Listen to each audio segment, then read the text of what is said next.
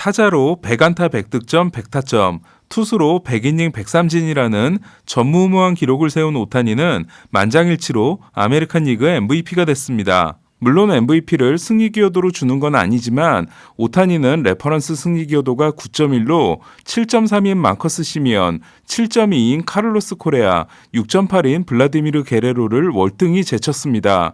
MVP가 되면서 오타니는 역대 최초의 기록을 하나 더 만들었는데요. 1973년 지명타자 제도가 생긴 이래 리그 MVP를 차지한 최초의 풀타임 지명타자가 된 겁니다. 1979년 아메리칸 리그 MVP였던 캘리포니아 에인절스의 돈 베일러도 그해 지명타자로 활약하긴 했지만 베일러는 외야수로 96경기, 지명타자로 65경기, 그리고 1루수로 한 경기에 나섰기 때문에 풀타임 지명타자는 아니었습니다. 그러나 엄밀히 따지면 오타니 역시 풀타임 지명타자는 아니었습니다. 만약 오타니가 투타 겸업을 하지 않고 지명타자로만 뛰었다면 MVP는 다른 선수가 가져갔을 겁니다. 실제로 오타니는 타자로 따낸 승리 기여도가 4.9, 투수로 따낸 승리 기여도가 4.1로 투수로 따낸 승리 기여도가 상당히 컸으며 또 두 가지를 모두 소화했다는 사실 자체가 수상에 결정적인 영향을 미쳤다고 할 수 있습니다. 그래서 오타니는 포지션 구분에 있어 오타니라는 별도 항목이 필요합니다. 그렇다면 MVP를 가장 많이 가져가고 있는 포지션은 어디일까요? 2012년 이후 최근 20명의 MVP를 보면 외야수가 10명, 3루수가 4명, 1루수가 2명이고 투수, 포수, 이루수, 그리고 오타니가 1명씩입니다. 1루수는 2020년 프레디 프리먼과 호세 아브레유, 투수는 2014년 커쇼, 포수는 2012년 포지, 이루수는 2017년 알투베인데요.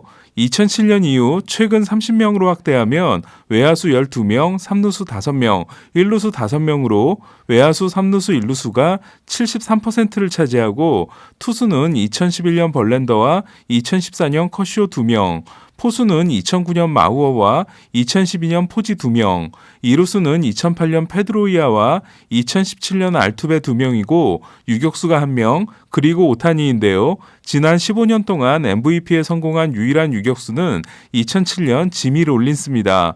그러니까 유격수 MVP는 롤린스 이후로는 나오지 않고 있는 겁니다. 이처럼 MVP는 외야수의 지분이 절반에 가깝다고 할 수 있는데요. 하지만 최근 MVP를 수상한 외야수들 중에 바닥을 파고 들어가고 있는 2명이 있습니다. 네, 여러분들이 바로 떠올리신 대로 2018년 내셔널리그 MVP 크리스찬 옐리치와 2019년 내셔널리그 MVP 코디 벨린저입니다. 저는 2020 시즌이 끝난 후 영상에서 시거와 벨린저를 둘 다 잡을 수 없는 다저스는 결국 둘 중 한 명을 골라야 하는 선택에 직면하게 될 것이라고 말씀드린 바 있습니다. 다저스는 FA로 풀린 시거를 잡기 위해 노력했지만 텍사스가 10년 3억 2,500만 달러라는 말도 안 되는 금액을 지름으로써 결국 시거를 붙잡지 못했는데요. 하지만 다저스가 시거를 놓쳤다고 해서 FA까지 2년이 남은 벨린저를 반드시 잡을 거라는 보장은 없습니다. MVP를 차지한 후 벨린저의 지난 2년이 너무나 좋지 않았기 때문입니다.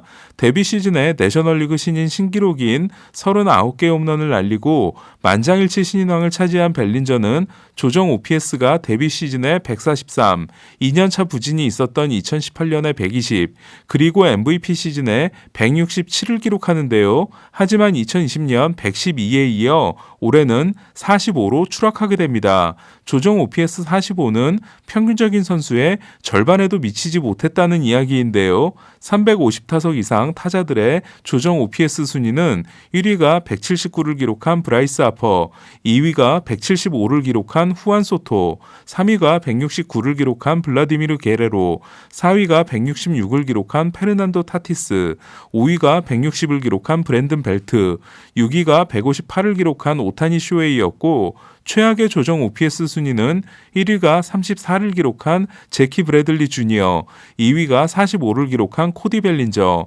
3위가 56을 기록한 케빈 뉴먼, 4위가 57을 기록한 안드렐톤 시몬스, 5위가 58인 마틴 말도나도였습니다. 그러니까 2년 사이 벨린저의 공격력은 올 시즌에 블라디미르 게레로급에서 마틴 말도나도급으로 떨어진 겁니다. 벨린저는 2020 시즌에 앞서 타격폼 수정을 시도합니다. 하지만 시즌이 연기되고 단축 시즌이 되면서 왕창 꼬이고 맙니다. 포스트 시즌 들어 살아나기 시작한 벨린저는 NLCS 7차전에서 결승 홈런을 때려내는데요. 하지만 키케 에르난데스와 팔뚝 하이파이브를 하다 어깨가 탈구되는 부상을 입습니다. 어깨 부상의 후유증으로 인해 올해 출발이 좋지 않았던 벨린저는 5번째 경기에서 1루로 달리던 중 오클랜드 투수 레이밍 구두안과 충돌해 정강이뼈 골절 부상을 입습니다. 이 부상은 예상보다 상당히 오래 가는데요. 벨린저는 돌아와서도 다리 부상이 끊이질 않으며 컨디션 관리에 애를 먹습니다. 투수가 던지는 공에 방망이가 늦게 나오면서 벨린저는 특히 패스트볼에 고전하는데요. 이에 패스트볼 타율은 2019년 3할 2푼 7리에서 2020년 2할 3푼 6리를 거쳐 올해 1할 4푼 5리로 패스트볼 장타율 역시 2019년 0.661에서 2020년 0.358, 2021년 0.328로 내려오게 됩니다.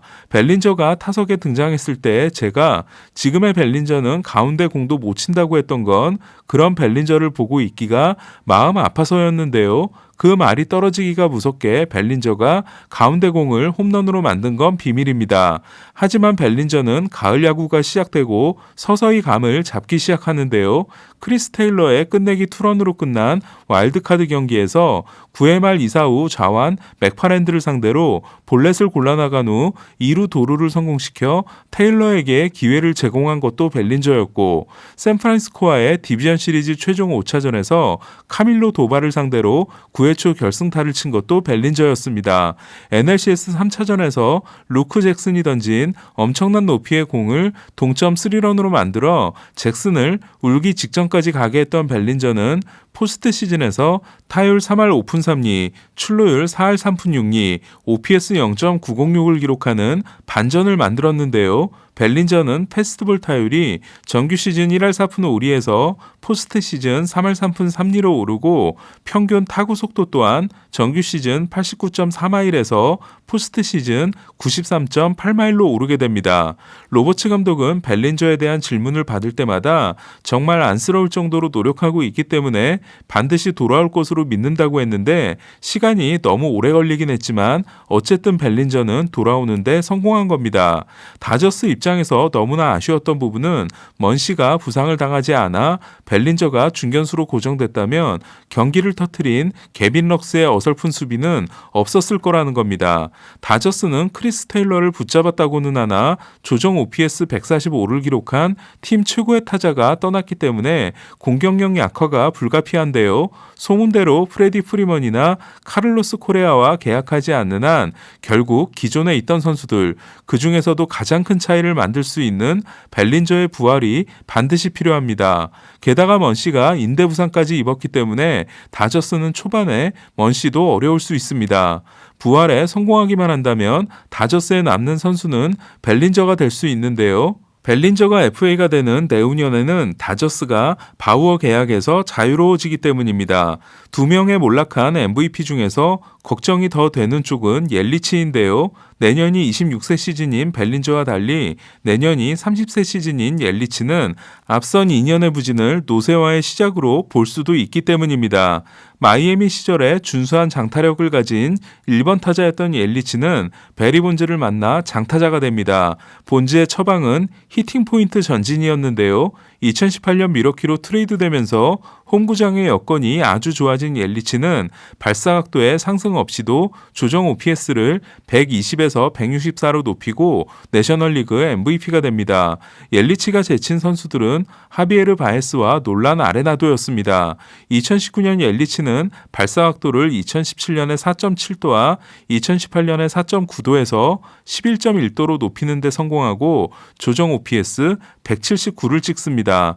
179는 올해 하퍼의 기록입니다. 비록 시즌 막판 자신의 파울 타구에 맞아 무릎 슬개골이 골절되는 부상을 입었으며 벨린저에게 밀려 2년 연속 MVP는 되지 못했지만 옐리치의 2년은 실로 놀라웠는데요. 이에 미러키는 가용자원을 총동원해 옐리치에게 9년 2억 1,500만 달러 계약을 줍니다. 그리고 옐리치의 추락이 시작되죠. 2020년 비디오 분석실 봉쇄 조치에 대해 옐리치는 큰 우려를 드러내는데요. 그 때문이었는지 옐리치는 조정 OPS가 179에서 110으로 추락합니다. 하지만 타구 속도와 하드히트 비율 등은 오히려 2019년보다도 좋았기 때문에 많은 사람들이 옐리치의 부활을 기대했는데요. 그러나 옐리치는 조정 OPS가 99로 더 떨어졌고 그 결과 2018년 7.3과 2019년 7.0이었던 레퍼런스 승리 기여도는 지난해 0.5와 올해 1.2에 그치고 맙니다. 옐리치도 벨린저처럼 초반 허리 부상으로 인한 5주 결장이 시즌을 꼬이게 했는데요. 하지만 옐리치는 애틀란타와의 디비전 시리즈에서 15타수 3단타, 2볼넷, 8삼진에 그침으로써 벨린저와 같은 반전을 만들지 못하게 됩니다. 발사각도가 2019년 11.1도에서 지난해 7.1도를 거쳐 2.8도로 낮아졌으며 따라서 땅볼 비율이 2019년 42.8%에서 올해 55.7%로 늘어난 옐리치는 좀처럼 공을 띄우지 못하고 있는데요. 이에 장타율에서 타율을 뺀 순수 파워가 2019년 0.342에서 0.125로 내려가 0.167인 메이저리그 평균보다도 못해졌습니다. 옐리치의 추락이 더 걱정인 건 본인의 말에 따르면 옐리치는 게스히팅을 전혀 하지 않는 그야말로 공보고 공치기에 올인을 하는 본인만의 접근법을 가지고 있다는 겁니다. 그렇다면 옐리치만의 이러한 접근법은 부상 또는 신체적 능력의 저하에 따라 더 이상 작동할 수 없는 것일지도 모릅니다. 문제는 옐리치의 연봉이 내년부터 본격적으로 오른다는 건데요. 옐리치에게 2020년 1250만 달러, 2021년 1400만 달러를 줬던 미러키는 30세 시즌인 내년부터 36세 시즌인 2028년까지 매년 2600만 달러를 주게 됩니다. 미러키가 사기급 마운드를 가지고 디비전 시리즈 첫 판에서 떨어진 건 타선의 침묵, 그 중에서도 옐리치의 부진이 결정적이었는데요. 과연 옐리치는 건강을 유지하고 부활에 성공할 수 있을까요? 미러키의 미래가 옐리치에게 달려 있습니다. 오늘 소식은 여기까지입니다. 베이스볼 큐브 최세결 김영준이었습니다.